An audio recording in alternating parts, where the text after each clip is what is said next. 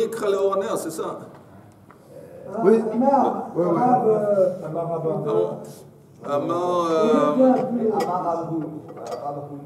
Amar Rav Huna. Ok. Amar Rav Huna ou Bamedura afilu asra bnei adam asur. On avait dit que s'il y avait un feu de bois ça prend un espace assez, ça s'étale sur un espace assez grand. Même s'il y a plusieurs gens qui sont là près du feu, en train de lire près du feu, c'est interdit parce que, on avait dit, s'il y a plus qu'une personne, c'est permis, parce que s'il y a un qui va oublier que c'est Shabbat, il va y incliner la bougie, l'autre qui est là à côté de lui va lui prévenir. Ça, c'est sans la condition que les deux ils sont en train de lire le même texte. Mais on avait dit que si deux personnes lisent une Megillah, mais un il se trouve là-bas, l'autre là-bas, c'est interdit. Et même un grand feu de bois où il y a des gens, comme c'est grand le feu de bois, là, les gens ils ne sont pas un à côté de l'autre, ils ne vont pas forcément prêter attention si leur voisin fait quelque chose de mauvais, ça aussi c'est interdit. Ok. Amar Rav, im adam chashuvhu mutar. Ça c'est intéressant. Si on parle de quelqu'un qui est chashuv, il a le droit d'apprendre près à la lumière d'une bougie. Pourquoi? D'abord, c'est quoi chashuv? Chashuv, c'est quelqu'un qui a une importance dans la société. Mais pourquoi? Quelle est l'idée que s'il est chashuv, il aurait le droit de lui lire? Si on a peur que quelqu'un oublie, et si la lumière est trop faible, il va incliner la bougie pour faire couler l'huile vers la mèche. Et là, il fait une transgression de Shabbat. Qu'est-ce que ça change si le type il est chashuv? Ce chashuv, il va faire très attention. C'est un gars qui est... Non, les autres vont faire attention à lui.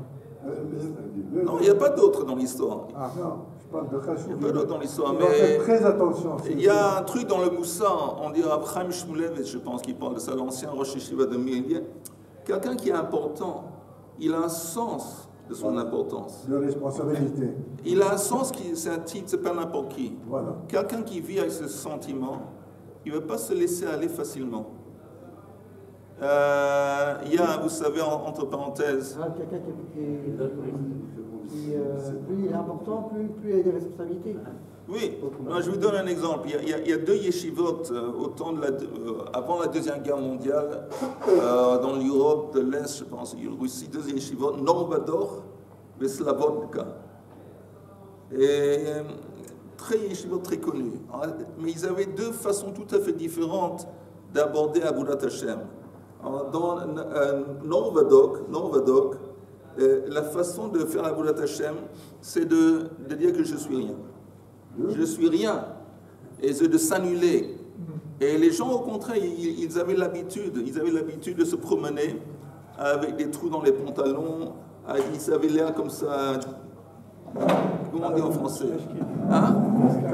Oui, ils avaient l'air pas bien. Pourquoi? Parce qu'ils voulaient écraser l'orgueil.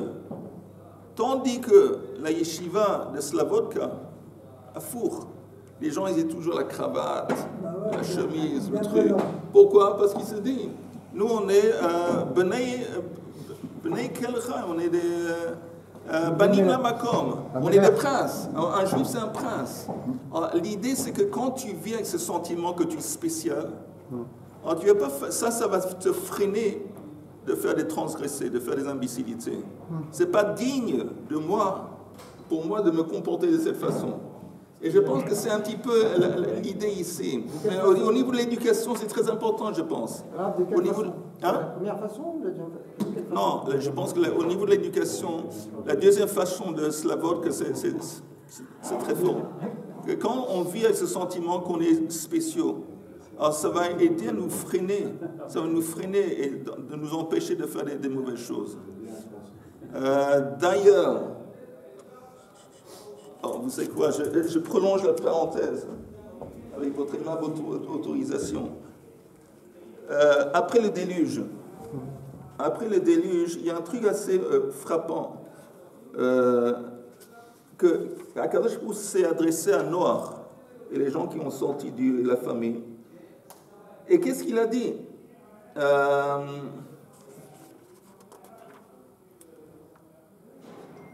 Qu'est-ce qu'il lui a dit? Alors d'abord, la première chose qu'il lui a dit, C'est un truc intéressant. Il lui a dit que tu dois changer ton alimentation. Il a dit tu ne peux plus manger de la viande. Non, au contraire. Tu peux manger. Pardon, tu peux manger de la viande. Avant, tu étais tzimroni, tu étais végétarien. À partir d'aujourd'hui, tu ne peux plus. Et la question se demande, ça c'est la chose la plus pressante qu'Akadosh Baruch Hu a dit, comment on appelle, c'est l'humanité 2.0. C'est le recommencement de l'humanité. Ça c'est le truc le plus important. L'idée, tu sais quoi, dorénavant, je change ton menu, plus c'est fini, tu je vais bien, mais plus tard, on s'attend à quelque chose d'autre. Un, c'est ça. Et deux, c'est écrit à 2 reprises, prouvrez-vous. Et puis c'est écrit que si quelqu'un vous tue, il est mort. C'est pas important si c'est un être humain, si c'est un être humain qui vous tue ou un animal, il est mort. Ok, alors c'est quoi cette idée? Pourquoi on parle de ça en particulier? Parce que la Kadosh Baruch Hu, il me semble, il voulait que l'homme voulait se valoriser. Une des raisons pour laquelle l'homme il arrivait à transgresser tellement avant le Maboul, Rachid dit que le fait qu'il mangeait au début du Bereshit, Rachid dit le fait qu'il mangeait la même nourriture que les animaux, il y avait un processus d'identification entre les hommes et les animaux. Comme ils mangeaient à la même table en quelque sorte, il y a un sentiment qu'on est comme, on est copains-copines, on est comme les animaux. Ce sentiment qu'on est en fin de compte un animal sophiste, ça c'est un des trucs primordiaux qui a apporté à la génération de ces gens. Alors quand tu sais quoi, tu te sais les Elohim, et ça c'est écrit à plusieurs fois. Shofer dam adam ba'adam, damo yishafer ki betselem Elohim asa et adam. Et encore une fois, vous êtes tellement important que si n'importe qui, un animal vous tue, là, il faut mettre l'animal à mort. Un être humain vous tue, il faut mettre parce que vous êtes Selem Elohim. Et pas seulement pour vous, c'est quoi pour vous? Vous êtes tellement précieux que je veux beaucoup de vous. Pour vous, je veux beaucoup d'êtres humains dans le monde. Et l'idée de la nourriture, c'est ça. Que vous savez quoi, dorénavant, vous pouvez manger les animaux. Pourquoi faire? Pour reconnaître que vous êtes autre que les animaux. Ils sont soumis à vous. Vous êtes au-dessus des animaux. Et la preuve, vous pouvez les manger. Ça, c'est l'idée spéciale de tout à coup, il nous dit qu'on peut manger de la viande. Parce que sinon, on ne comprend pas. Ça, c'est la parole d'Akadosh Baruch Hu à l'humanité qui recommence. Dorénavant changer, au lieu d'être tzimroni, au lieu d'être végétarien, manger. Non, c'est ça que dorénavant, je veux que vous ayez comprendre, vous êtes autre qu'un animal, beaucoup plus élevé. Mais ça n'a pas été le cas dès le début. Pourquoi dès le début, les personnes ne nous ont pas autorisé de manger les animaux Parce que Rav Kook, il dit en fin de compte, à la fin,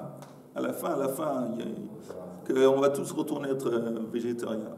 Ça, c'est ce qu'on dit Rav Kook, je ne sais pas comment ça se passait avec les korbanot, mais parce que l'idée de tuer un autre être, c'est bidiavad.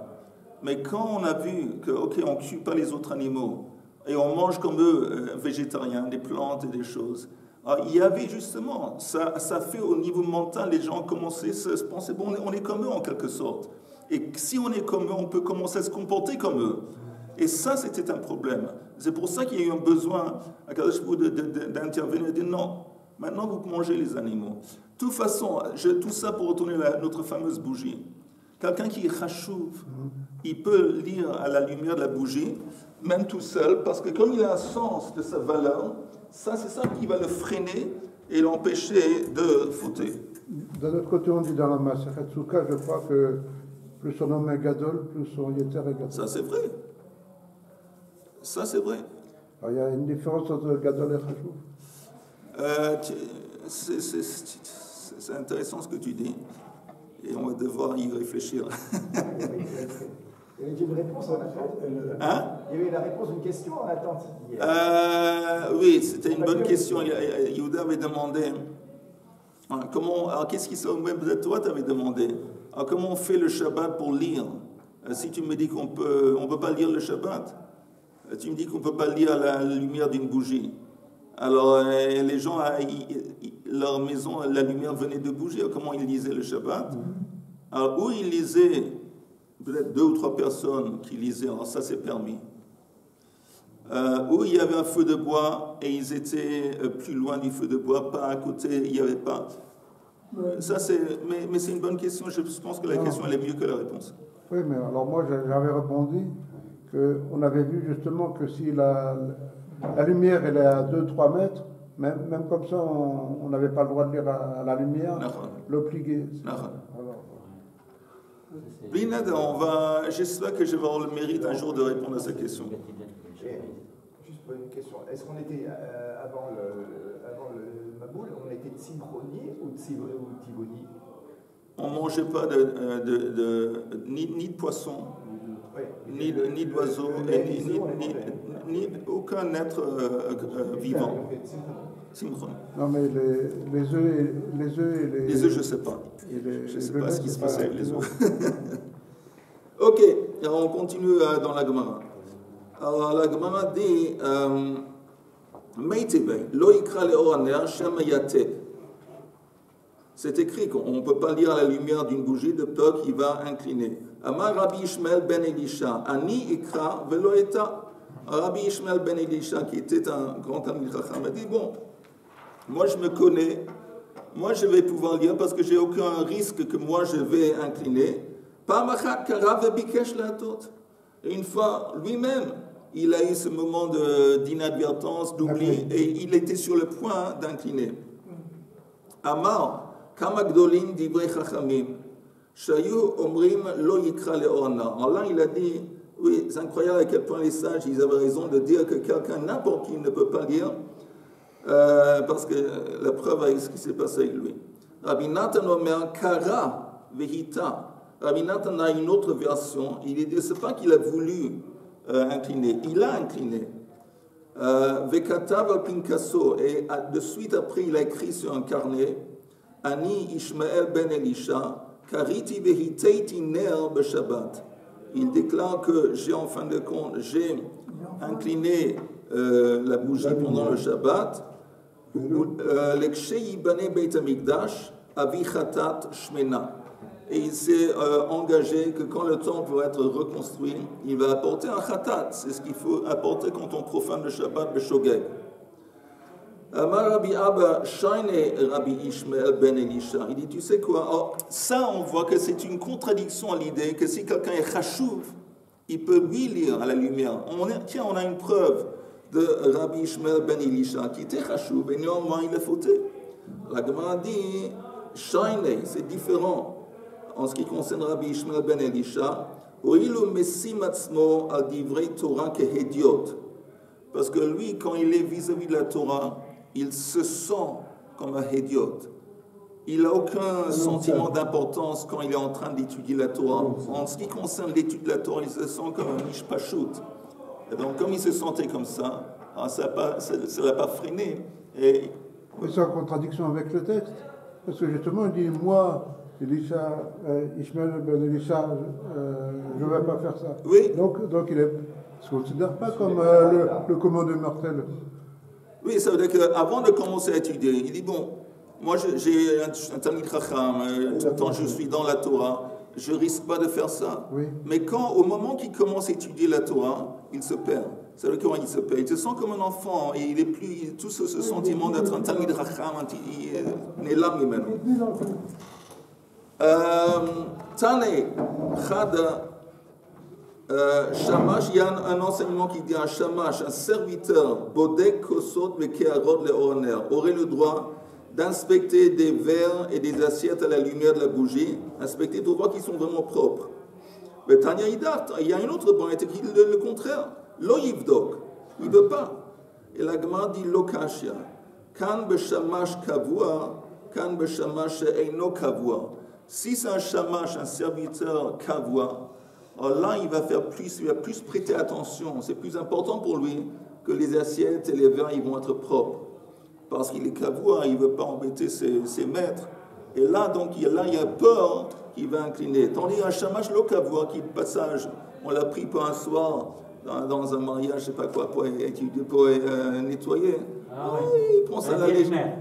L'intérimaire. Un Oui. extra. Alors, et comme ça, il prend la légère, il ne prête pas trop attention. Donc, lui, il ne risque pas d'incliner la bougie pour bien vérifier. Si tu veux, je te donne une autre explication. Dans les deux cas, on parle d'un serviteur qui est fixe. Néanmoins, il n'y a pas de contradiction. Mishra, c'est de l'huile. Nafta, c'est comme du neft. C'est comme du pétrole qui est en train de brûler dans la bougie. Et ça sent vraiment mauvais. Donc si ça sent mauvais, il ne risque pas d'incliner parce que pas seulement quand il incline, il va y avoir plus de lumière, mais quand il se brûle plus fort, ça veut dire qu'il se va sentir encore plus mauvais. Donc il n'y a pas de peur qu'il va incliner quand on parle d'une bougie de nafta. La question suivante a été demandée. Shamash eino kavua, un serviteur on a dit qui n'est pas kavua, de mishra, avec de l'huile d'olive. Alors on a dit, d'un côté on avait dit que ça devait être permis, de l'autre côté on a dit que c'est dangereux l'huile. Alors qu'est-ce qui se passe en ce cas? Est-ce que ce serait permis ou pas? Mahu, ma rav halacha ve'in morinken. C'est quoi halacha ve'in morinken? Il dit halacha que c'est permis, mais on n'enseigne pas ça en public. Parce qu'on a peur que les gens en profitent pour arriver à des erreurs. Mais en fin de compte, ce serait permis. Rabbi Yermia, ba'aba ma halacha ou morinken. Et lui, il est encore plus mekel, il dit non. En dépit du fait que c'est un chômage qui n'est pas kavua, en dépit du fait que c'est de l'huile, c'est permis à fond et on peut l'enseigner en public, c'est halakha. Rabbi Yermia, ce même Rabbi Yermia, il était de passage, il était dans la maison de Rav Asi pour un Shabbat, Kam Shame, Kabadik le Nehora de Shraga. Et son serviteur, apparemment de Rabbi Yermia, a inspecté les assiettes quand il faisait la vaisselle. Amra Leidviteo, la femme de Rav Asi, qui était Abbas, il était chez lui, que l'autre il était en train de visiter. À sa femme lui a dit Vemar, lo avid hachi. Mais toi, en parlant à son mari, toi tu ne permets pas à un shamash qui est kavua de faire ça. Amar le shavke, que Rab Isfirale. Laisse-le parce qu'il se comporte selon son Rav. Et donc c'est ça, laisse-le parce que selon son Rav qui permet à fond, donc il n'y a pas de problème. Ok, Be'emet amru ha-chazan. On avait dit le chazan, il peut. Qu'est-ce qu'on avait dit? Que le chazan, il ne peut pas regarder il ne peut pas lire avec les enfants. Pardon, il peut regarder. Alors, si tu me dis regarder, apparemment, ça veut dire qu'il peut lire. Est-ce que ça laisse pas entendre qu'il aurait le droit de lire? On avait dit qu'une personne ne peut pas lire. On a dit non. C'est quand on dit roé, c'est pas pour lire. Les sader raché par shiotav. Il ne fait que d'inspecter en superficie le début des chapitres pour voir exactement où il se trouve.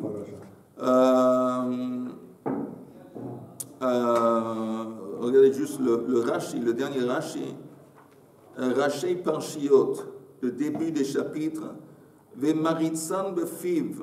Et il peut, le moment qu'il voit le début du chapitre, il peut continuer par cœur. Shemitor sherosh aparasha shkura befiv, hu nizkar bekula, le machar, vemesaya et shiva, akorin benikuda, veta'amei belachash. Et ça va lui aider, comme il va savoir exactement où on se trouve, à assister aux 7 personnes qui vont être appelées à lire la Torah. Parce qu'à l'époque, les gens qu'on appelait à lire la Torah, ils lisaient la Torah. Aujourd'hui, non, mais à l'époque, oui. Donc, il y avait des fois qui faisaient des erreurs. Donc, le gabbin, il assistait. Donc, il regardait, pas pour lire, il n'était pas en train de lire le texte. Lire le texte, c'est interdit. Mais il était en train de simplement regarder en superficie. Ce serait permis, apparemment. Juste regarder le début du chapitre. Parce qu'il n'a pas besoin de tellement de lumière. Dernière ligne. Et la Gemara dit, mais est-ce qu'il ne peut pas lire la parasha en entier? Meitivé, en haut de la page suivante, Rabban Shimon ben Gamliel Omer, Hatinokot shel Beit Rabban hayu mesadrin parshiotehem vekorin leoraner. C'est écrit que les enfants dans le Cheder, ils avaient le droit d'arranger les chapitres, avec Corinne, et il lisait les chapitres qui étaient écrits dans la Megillah, dans le Sefer Torah. Bokotor à la lumière de la bougie. Alors la Gemara dit Ibaïtaïma. Ibaïtaïma raché par Shiotav. Tu peux dire, ou tu peux dire, on parle du début des chapitres. Mais Ibaïtaïma shine et tinokod. Ou tu peux dire, quand on parle d'enfants, c'est différent. Pourquoi?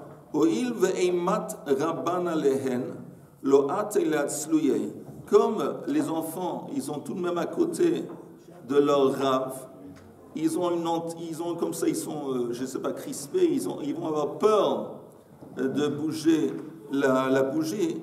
Et tu vas me dire, mais même s'ils bougent la bougie, on s'en fout parce que c'est des enfants. Néanmoins, c'est, comment on dit, c'est Gil Chinour. Alors, si c'est interdit pour un adulte, ça devrait être interdit aussi pour un enfant.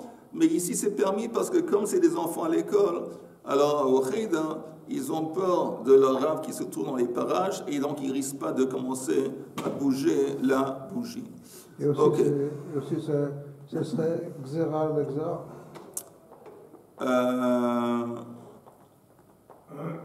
Oui, la Xéra l'exar. D'une part, de peur qui vont. Voilà, et en plus c'est Chinour. Ouais, c'est pas des. Oui, mais c'est pas. Oui, mais c'est. C'est pas. Je ne sais pas si tu peux dire que c'est une Xéra, le Chinour. Je ne sais pas. La Gemara continue. Kayotsebo lo yochal azav. On avait dit, dans le même esprit, quand on parle de Xérot. C'est pas le même esprit. Dans la même idée. Non, oui, mais j'ai expliqué que c'est pas la même idée. Tu as expliqué, c'est fini. À mon avis. Là, on parle de Shabbat et maintenant on parle de. Oui, tu as raison, on parle de sujets différents. Chaim, on est à la page. C'est bon, Yud Gimel. Yud Gimel Amud Aleph, 5e ligne. On avait parlé de Xérot pour empêcher, qui ont été décrétés pour empêcher que les gens ils vont dire peuvent transgresser. On a un autre exemple pareil de ce point de vue. Tanya Rabbin, c'est quoi l'exemple? Un zav, il ne peut pas manger ensemble avec une zava à table. Un zav qui a un écoulement avec une zava qui a un écoulement. Tanya Rabbi Shimon ben Elazar, Omer, Bo ur'e adhichan parsa tahara b'Israël. Viens et regarde à quel point l'esprit de tahara, l'importance de tahara, s'est répandu au sein du peuple juif. Shelo shaninu lo yochal hatahor imatmea. Parce que c'est pas écrit que quelqu'un qui est pur n'a pas le droit de manger ensemble à table avec quelqu'un qui est impur. Et là, pourquoi c'est pas écrit? Pourquoi c'est pas écrit quelqu'un qui est pur, pas quelqu'un qui est impur? Au contraire, c'est plus fréquent, c'est plus shachriach qu'un zav et une zava. Pourquoi ce serait interdit de manger à table? D'abord, on dit pourquoi on ne veut pas qu'ils vont manger ensemble. On n'a pas qu'ils vont manger ensemble parce que le fait qu'ils mangent ensemble, c'est une espèce d'intimité et ça risque d'entraîner encore, à force d'être intime, des relations. On ne veut pas des relations entre un zav et une zava. Mais il dit pourquoi on ne parle pas d'un cas plus fréquent de quelqu'un qui est tahor, qui n'a pas le droit de manger, quelqu'un qui n'est pas tahor? Et la réponse, c'est qu'ils sont tellement à l'époque, ils étaient tellement pris par l'importance de la pureté, qu'ils n'auraient même pas eu l'idée de manger ensemble. Comme c'est un zav et un zava au même niveau d'impureté, donc ils n'ont pas de problème au niveau de la pureté de manger ensemble. Donc le seul problème, en fin de compte, c'est le danger que ça va se dégénérer et devenir des relations. Mais quand on parle d'un tahor et quelqu'un qui est pur et quelqu'un qui n'est pas pur, il n'y a pas eu besoin d'interdire de manger ensemble parce que de toute façon, ils vont pas de peur qu'ils vont avoir des relations ensemble. De toute façon, ça ne va jamais se passer apparemment. Pourquoi? Parce qu'ils ont tellement pris, ils vont faire tellement attention de ne pas rendre impur quelque chose qui est pur que ça ne va jamais se passer de toute façon. Dans les mots.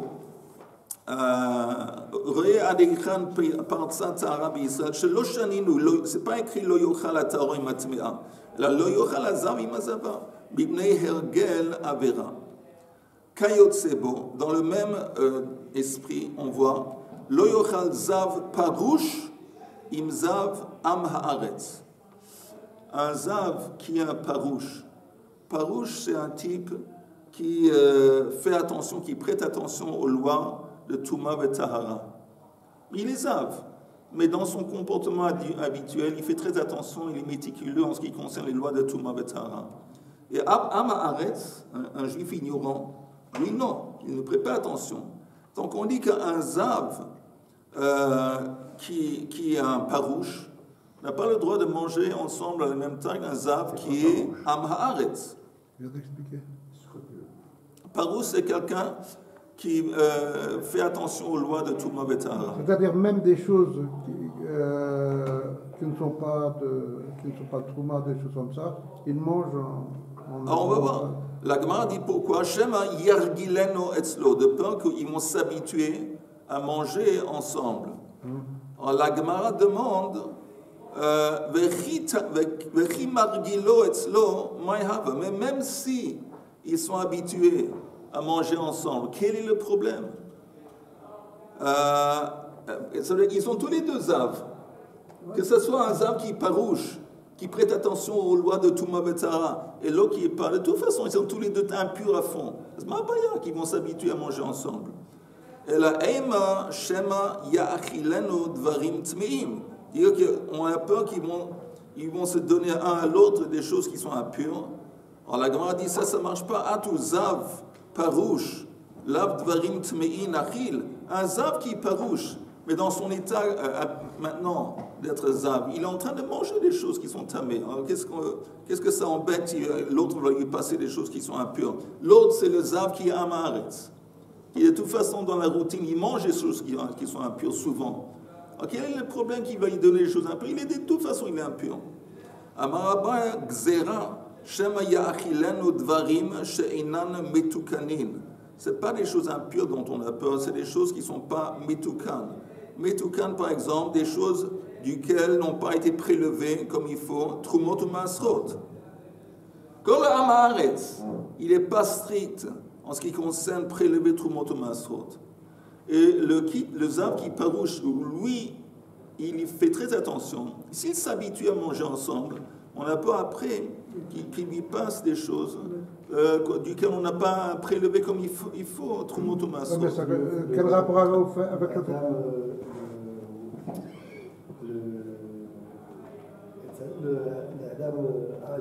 La dame Rishon. Parouche. Am Haaretz. L'Am Haaretz, il n'est pas marmire sur les masrot, l'autre mot. On avait dit que... Oui, ça, mais même... Masrot. Ok, Trouma, il fait attention. Ouais. Mais c'est pas rien, Maaser. Il y a un issur d'Oraita, par exemple, de manger du Maaser en dehors de Yerushalayim. Un issur d'Oraita. Si quelqu'un mange du Maaser, le Maaser, disons le Maaser Sheni, pas de Maaser Rishon. Maaser Sheni. Alors, Maaser Sheni aussi, il ne va pas prélever le Am Haaretz. C'est les masrot. Oui, mais tu me dis, c'est les masrot, mais je t'ai dit, si tu manges... que c'était pas la trouma. Ok, tu as raison. C'est pas la trouma, c'est une bonne précision. Mais néanmoins, c'est important que si tu parles de maaser, en fin de compte, quand nous, on enlève du maaser des demain. Demain, c'est une récolte qu'on a acquis ou on a acheté d'un Am Haaretz.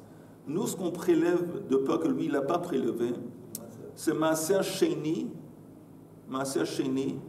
et troumat maaser. La trouma que le Lévi lui-même, quand il reçoit, il n'a pas. Ça, c'est les deux choses qu'on doit prélever. Mais maaser sheni, c'est important de prélever. Alors, c'est de ça qu'on a peur, oui. C'est là qu'on parle d'Israël.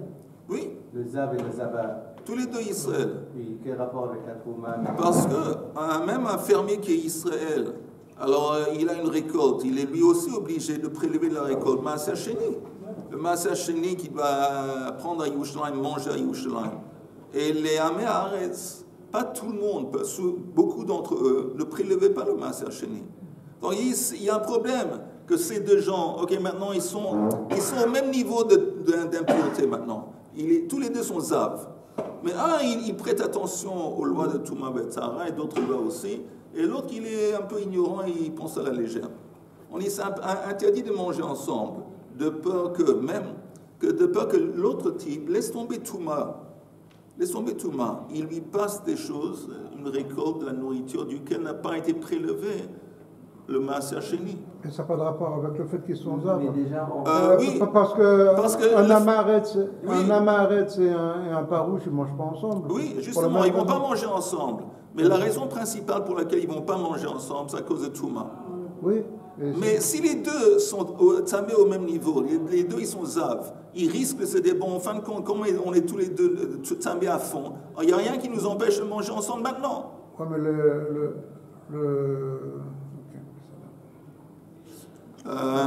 Pourquoi s'il n'y a pas seulement on a dit qu'un Zav et un Zava ne pouvaient pas manger ensemble, Oui, de peur qu'ils vont avoir des relations. de ne pas avoir des relations, ça suffit. Pourquoi nous rajouter maintenant un Parouche et un Amaretz? Non, parce que tu entends, c'est autre chose. Zav et Zava, on avait peur qu'ils vont avoir un prix de soute, qu'ils vont coucher ensemble. Ici, on parle de deux hommes. Il y a un Zav, et ça, on et a pas peur. tous les deux sont Zav, un qui est Parouche et l'autre qui est Amaretz. D'accord. Donc c'est un autre problème. Un autre scénario, d'accord.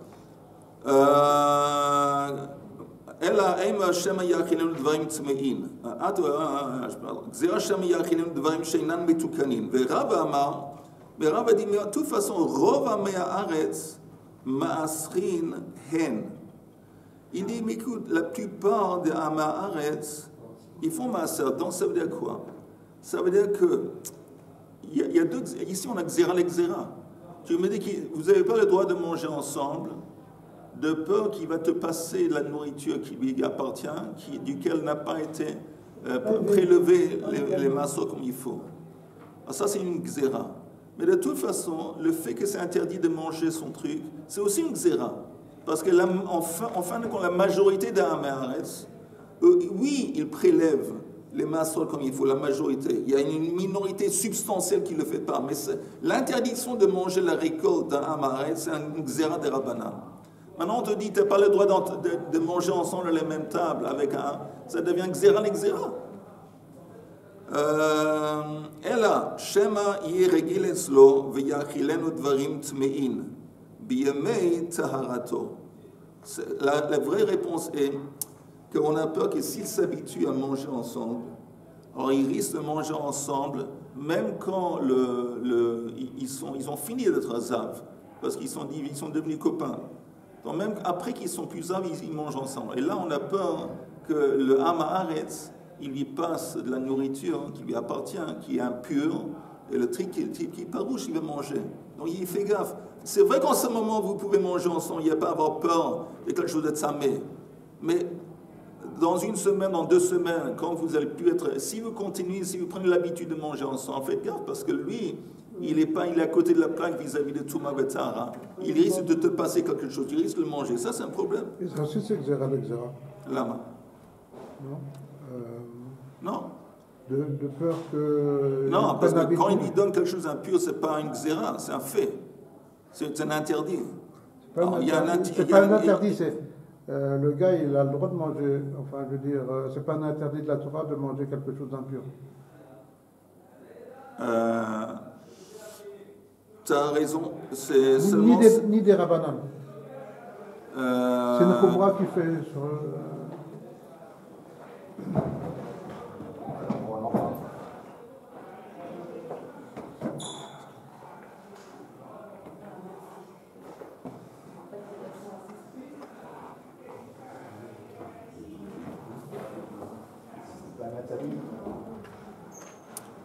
C'est pas un interdit de manger choulin, de manger la nourriture qui est profane, choulin. Il n'y a pas aucune interdiction de manger s'il est impur. Il y a seulement une interdiction pour un Kohen ou pour les gens qui risquent de rentrer en contact avec de la nourriture qui a une kedusha, comme trouma ou comme des morceaux de franc, des kochim. Mais non, parouche par définition, c'est quoi un parouche? C'est quelqu'un qui a pris sur lui la décision, il s'est engagé de manger betara. Ok, alors pour lui c'est interdit. Pour lui c'est interdit. Ok, on continue. Ibain lehu, nida, ma'oshetishan im ba'ala, hi bevigda, vehu bebigdo.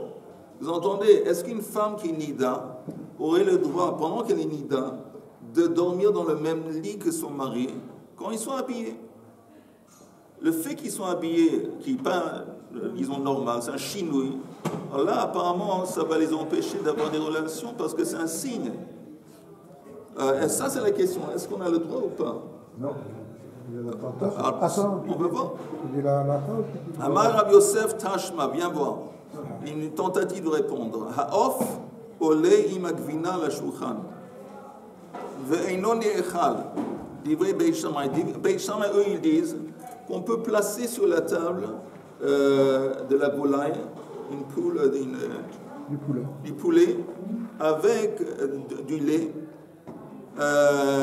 Et ça va pas, on n'a pas le droit de le manger, ça ne va pas être mangé. Pourquoi? Parce que pour tout le monde, l'interdiction de manger un poulet, avec du lait, c'est une issur de Rabbanan.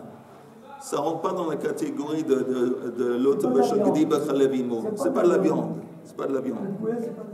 Donc, c'est un interdit de Rabbanan. Donc, si tu en plus tu interdis de mettre sur la table, sur la même table, ça de peur qu'on va manger, c'est Xéra l'exéra. Tout le monde est d'accord, c'est Xéra l'exéra. Richard, t'as entendu? J'entends. Mais est-ce que tu as compris encore? C'est une autre question. C'est-à-dire que c'est pas utile d'ajouter donc un interdit à un autre interdit. Pas seulement c'est pas utile, on ne fait pas ce genre de choses. Alors, si tu dis qu'il y a un interdit de manger des rabananes, de manger gvina, du lait, fromage avec poulet, ça c'est déjà un interdit des rabananes. On ne va pas faire un autre interdit pour t'empêcher de faire ça, on ne va pas faire un xéra l'exéra. Ça c'est pour Beit Shammai, il dit c'est pour ça que c'est permis de mettre sur la même table ça et ça. Tandis que Beit Hillel omer lo ole, un cas exceptionnel où Beit Hillel est machmir, il dit non, lo ole velo ne'echal. Donc qu'est-ce qu'on voit? On voit que, en dépit du fait que c'est xéra l'exéra, Beit Hillel il interdit. Il dit non, tu ne peux pas mettre sur la même table. Même que c'est l'interdiction de manger du poulet et de choses des rabbanan, tu ne peux pas. Alors pourquoi on ne va pas dire la même chose avec le couple? Qu'il ne veut pas se mettre au lit quand ils sont habillés. Ça, c'est déjà un xéra de peur que quoi? De peur qu'ils vont se toucher. Ça aussi, c'est des rabbanan, le fait qu'ils vont se toucher. Il n'y a pas un interdit, une interdiction de midoraita de toucher une femme qui est nida. C'est un interdit d'oraita d'avoir des relations avec une femme nida. Alors, on voit que Beit Hillel est interdit. Ça laisserait entendre la même chose s'appliquerait que c'est interdit pour un homme, une femme nida d'être au lit quand ils sont habillés. La Gemara dit non, c'est différent. Shain et hatam, de leke de hot. Quand on parle de fromage et de poulet, il n'y a pas d'opinion dans l'histoire. L'opinion, c'est-à-dire qu'il n'y a pas des personnages, des gens qui disent fais gaffe, qui risquent d'avertir et d'interdire. C'est pour ça que c'est plus dangereux. Parce que c'est là sur la table et ça se confond facilement. Tandis que quand on parle dans le scénario de la femme nida au lit avec son mari, il y a deux êtres qui ont des hôtes et qui risquent de dire on fait gaffe, c'est interdit ce que tu fais. Ça, c'est une raison pour dire que c'est deux cas différents. On doit peut-être plus méquel. Et la Gemara dit... regardez juste le Rashi en haut, au bout de la page, qui dit chez Tishanim Bala. Est-ce que c'est permis d'une femme nida de dormir avec son mari au lit habillé? Bemita, que gon shehu tameh, de l'égal, justement. Alors, il dit dans quel scénario on se trouve où le mari est tameh. De l'égal le meichash mishum tahara. S'il est tamé, on n'a pas à avoir peur qu'elle est tamée, lui il est tamé, donc il n'y a pas de problème de quelque chose ils sont tous les deux tamés.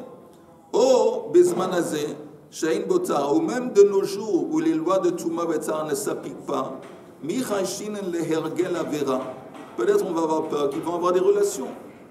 Delma Kevan Deika Hekera, Midkar de Khir, ou peut-être c'est suffisant qu'ils soient habillés, c'est déjà un signe, un truc différent, voilà, c'est permis. Encore un rachis, on essaie d'apporter une réponse du poulet, du lait. À la shulchan, she'ochel alav mutar le'anir basar ha'of etzel hagvina, de kasavre beit shammai basar off bechalav lav de oraita. C'est pas un interdit de oraita. Et si c'est pas un interdit de oraita, c'est mon der rabanan. Velo gazrinen ha'ala atu achila. Donc c'est l'exera, on peut pas faire. Je saute un rachis, de lait que des hôtes. Quand on parle du lait et du poulet, il n'y a pas de déot, Rachid dit. Il n'y a pas Shnei Bnei Adam, chez Yaskiru Zeleze, qui vont se rappeler pour leur dire, écoute, ce que tu fais, c'est interdit. Il aurait pu dire aussi qu'il n'y a pas de changement, il n'y a pas un signe qui va agir en tant que signe. Ok, alors on retourne à la Gemara. Encore quelques minutes. Au sujet de la personne habillée, les maris, je veux dire que c'est. Comment dire? Il n'y a pas plus attirant que l'apparat. C'est-à-dire que l'habit attire beaucoup plus que le dénudé. Je veux dire qu'il y a dans. Bon, on ne va pas rentrer dans les détails, mais il y a dans la relation amoureuse plein de signes, d'éléments qui attirent l'un l'autre. Et donc l'habit fait partie de ces éléments. À cause de Richard, il a ouvert une parenthèse. Alors je vais continuer dans la parenthèse que Richard a ouvert. Il y a une fameuse histoire qu'il y a deux filles avant la nuit de leur mariage qui ont été convoquées par leur père, avant qu'ils étaient censés de se marier. Ils sont venus en face de leur père qui était assis derrière le bureau, derrière la table. Il tend ses mains, il fait comme ça, devant ses filles. Un, c'est un poing, c'est une main qui est enfermée. Et l'autre, dans la main, il y a une pierre précieuse. Alors, il dit à leurs filles, il dit à ses filles, choisissez ce que vous voulez. Et les deux filles ont préféré la main qui était fermée. Alors là, il a ouvert la main qui était fermée, il y avait dedans des morceaux de terre. Il dit, ça c'est mon cadeau pour vous, entre autres un de mes cadeaux pour vous, pour votre mariage. C'était un conseil dans l'esprit de Richard. En parlant de l'attirance, même quelque chose qui est très beau, il y a une grande valeur, la pierre précieuse, mais comme c'est au découvert, c'est moins attirant que la chose qui est cachée. La chose qui est cachée, ça attire plus parce que c'est caché. Et il dit, ça c'est la même chose avec votre beauté. Cachez votre beauté parce que ça attire plus que quand c'est aux choses. Le mystère, les choses qui est à moitié, tout ça. Justement, les gens ils sont attirés parce qu'il est caché. Donc, oui, comme c'est caché. Donc, ouais, les gens. Donc, pourquoi cacher votre beauté si le fait de le cacher, ça attire plus? Non, justement, c'est un conseil. Il voulait que ces filles vont attirer leur mari. Leur mari, leur mari, pas les autres. Ok, alors, encore 2 minutes. Peut-être même 3. Alors, c'est écrit El Hashain Makirin Ze et Ze.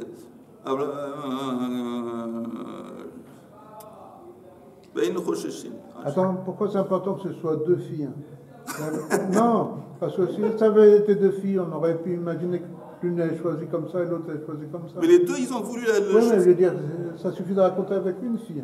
Mais c'est une vérité, ça s'est passé, il y avait 2 sœurs. Oui, qui sont mariées le même jour. Oh là là,